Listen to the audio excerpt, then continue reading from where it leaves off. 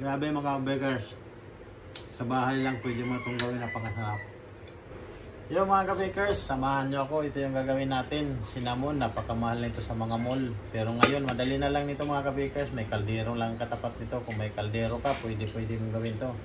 So ayan, samahan nyo ako. Napakadali lang gawin to. Ito yung mga ingredients, panoorin nyo. Ito na nga yung ating harina is 1/4 kilo. So tapos yung ginamit ko yung kutsara, ang asin natin 1/8 tablespoon. Ang ating dry yeast 1/4 tablespoon. Tapos naglagay ako ng half cup ng tubig. Tapos isang kutsarang vanilla. Tapos tinunaw ko yung asukal niya. Bali yung asukal natin pala dyan is 1/4 cup. Tapos yan tinunaw ko lang siya. Minasa ko ng natunaw na. Ayan, pag ganito na, maglalagay na tayo ng margarine. 1/8 cup ang margarine. Pwede kayo gumamit ng 2 kutsarang margarine. Lagay para hindi siya masyadong malagkit pag nagmasa kayo, kasi medyo malambot yung masa nito kasi mamanu-manuhin ko. So yan mga kabakers. Kutsara, after 10 minutes na pagmimix ko is naging smooth na siya kasi medyo malambot yung masa, kaya madali lang. Kung sa'yo medyo magtagal, okay lang yan. So rest ko muna siya ng 5 minutes.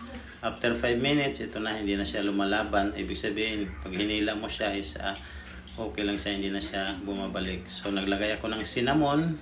Tapos kung wala kayo niyan, pwede kayo bumili sa palengke ng ganyang stick na cinnamon.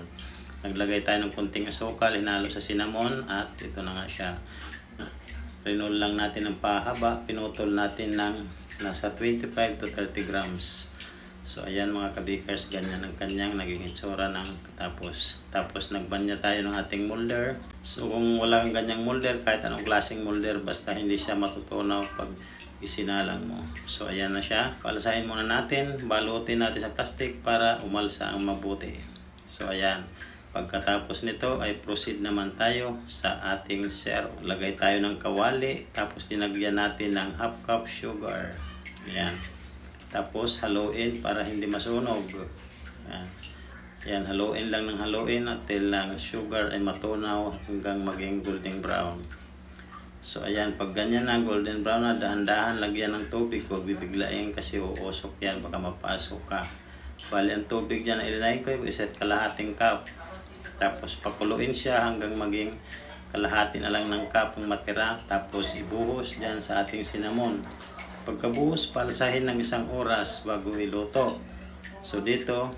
So yan mga kabakers, ito ang finished product ng ating cinnamon.